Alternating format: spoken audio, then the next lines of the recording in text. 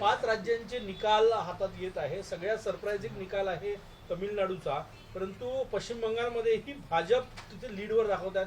सुरुवातीचा जो रुझान आहे त्याच्यामध्ये आपण म्हणालात की हा जो सुरुवातीचा जो कल आहे, या कलाच्या आधारावर आत्ता कुठला निष्कर्ष करणं हे चुकीचं ठरेल. आणि तामिळनाडू असेल, पश्चिम बंगाल असेल, या निवडणुकांमधला कल तर तुम्हाला आत्ता ओळखता येणारच नाही.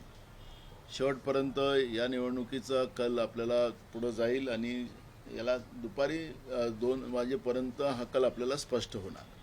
त्यामुळे मला असं वाटतं की आता या सुरुवातीच्याच कलवर आनंद किंवा दुःख व्यक्त करणं काही बरोबर नाही.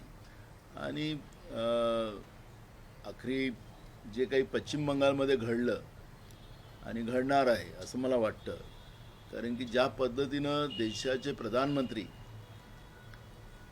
देशाचे गृहमंत्री त्या ठिकाणी तळ ठोकून बसलेले होते, फोटो सेशन करत होते. एकीकडे जागतिक पातळीवर इराण, इस्रायल आणि अमेरिकेच्या युद्धामध्ये जे काही देशाच्या लोकांची त्राहीत्राही होत आहे, महागाईचा भडका उडत आहे, पाकिस्तानसारखा देश हा शांतिदूत म्हणून पुढे येतो आहे, आतंकवादी देश, आणि आपल्या देशाचे प्रधानमंत्री त्यांना एका राज्य जिंकण्यासाठी पूर्ण वेळ तिथं घालावा लागलेला आहे.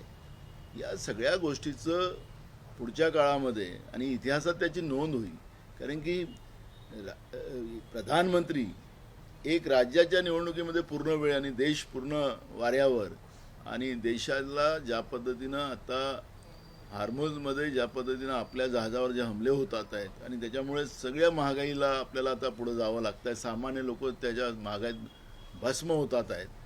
अशा या आसुरी जे आनंद प्रधानमंत्री आणि भाजप व्यक्त करायला निघालेला आहे, याचं एक नोंद होणारच आहे पुढच्या काळात. आणि म्हणून मला वाटतं की आता याच्यावर प्रतिक्रिया या निवडणुकीच्यावर मला देणं काही बरोबर नाही.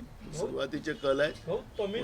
तमिळनाडूमध्ये तुम्ही स्टॅलिन सोबत सत्तेत होते, पण ती सत्ता आता उलटून लावतायत. TVK विजय कुठल्याच एक्झिट पोलमध्ये विजय जिंकेल, त्याचा पक्ष TVK जिंकेल अशी अपेक्षा नव्हती, परंतु सरप्राइझिंगली आकडे 106च्या पुढे गेलेले आघाडीचे. मी म्हणून मगाशी म्हणालो की पश्चिम बंगाल आणि तामिळनाडू हे 2 राज्य जे आहेत, या राज्याचा कल दुपारी 2 वाजतापर्यंत हा कल क्लिअर होईल. त्यामुळे मला वाटतं की या 2 राज्याबद्दल आत्ता मी काही प्रतिक्रिया द्यावं असं मला वाटत. केरळने जी मेहनत घेतली बंगालमध्ये ती कुठेतरी आता खरी ठरत आहे, म्हणजे ते तसे निकाल समोर जातात. मी मागाशी म्हणून म्हणालो की आपला प्रश्न येणार होता म्हणून सांगितलं की ते देशाचे प्रधानमंत्री आहेत, आणि एकीकडे इराण, इस्रायल आणि अमेरिकेमध्ये चाललेल्या युद्धाचा परिणाम आपल्या देशाला भोगावं लागत आहे. महागाईच्या पुढं आपल्याला जावं लागतं आहे. आणि पाकिस्तान आपला दुश्मन देश, तो आज कालपर्यंत आतंकवादी देश होता. अमेरिकेच्या दृष्टिकोनातून, इराणच्या दृष्टिकोनातून, इस्रायलच्या दृष्टिकोनातून आणि जागतिक पातळीवरही सुद्धा पाकिस्तानला त्या दृष्टिकोनातून बघितलं जात होतं. आता तोच पाकिस्तान शांतिदूत म्हणून पुढे येतो आहे. आणि मग याचं सगळं श्रेय देशाच्या प्रधानमंत्री नरेंद्र मोदींनी घेतलं पाहिजे. एकीकडे बंगाल जिंकण्याचा आनंद अगर BJPवाले व्यक्त करत असतील, तर देशाला अडचणीत आणून जागतिक पातळीवर देशाची थुतू करावायची व्यवस्था केली गेली. या पाकिस्ताननी नेहमी आमचा दुश्मन देश राहिला, तो पाकिस्तानचा जे जयकार होत आहे, तर त्याचं सगळे श्रेय भाजपने आणि नरेंद्र मोदींनी घेतलं पाहिजे. केरळमध्ये काँग्रेसला आशेचं किरण दिसतंय. डाव्यांची सत्ता उलथून केरळमध्ये काँग्रेस सत्तेच्या जवळजवळ जाताना जो सुरुवातीचे कौल आहे त्याच्यात दिसतोय. काय सांगा? बघा, यावेळेचा कल सुरुवातीपासूनच केरळमधला बदलावाचा होता, आणि त्या दृष्टिकोनातून आता काँग्रेस त्या ठिकाणी सत्तेत येईल अशा पद्धतीचं चित्र आत्ता दिसते आहे. म्हणून मी सुरुवातीच्या कलवर फार काही आनंद किंवा दुःख व्यक्त करण्याचं काही वेळ नाही. म्हणून मला आपण दुपारी 2 वाजता लगेच आपण भेटू. तिथपर्यंत मला असं वाटतं की आपल्याला हे पूर्ण कलकडे लक्ष ठेवूनच त्यावरची प्रतिक्रिया देता येईल. भाऊ, राहुरीमध्ये काँग्रेस माझ्या भाजपचा उमेदवार त्यात समोर दिसतोय. राहुरीत नेमकं काय झालं? नाही, बघा, जवळपास राज्यातल्या दोन्ही बाय इलेक्शन या अजितदादाच्या मृत्यूच्या नंतर आणि आमचे कर्डिले, शिवाजीराव कर्डिले त्यांच्या मृत्यूच्या नंतर झालेले आहेत, आणि दोन्ही त्या परिवारातलेच कॅन्डिडेट झालेले आहेत. त्यामुळे काँग्रेसनी यामध्ये निवडणुकीत कुठेही भाग घेतलेला नाही, आम्ही समर्थन दिलेलं होतं. त्यामुळे मला असं वाटतं की महाराष्ट्रामधल्या दोन्ही बाय इलेक्शनमध्ये हे ज्या जागा रिक्त झाल्या तर त्यांच्या परिवारातलीच लोक निवडून येतील अशा पद्धतीचं चित्र आहे. भाऊ बच्चू कडू यांनी म्हटलं की एकनाथ शिंदे यांना मुख्यमंत्री करायचं आहे, जोमानं काम करायचं. अभी नया मुल्ला है, थोड़ा ज़्यादा नमाज पढ़ेगा, पढ़ने दो. तो मुल्ला तुमच्यासोबत सुद्धा आतापर्यंत म्हणजे अरे नमाज पढ़ने दो उनको.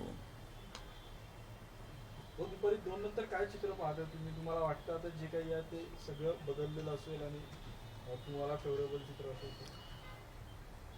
मी तुम्हाला सांगितलं की फेवरेबल निकाल येतील की नाही येतील हा नंतरचा भाग आहे, तो आपण तो 2 वाजताच प्रतिक्रिया देऊ.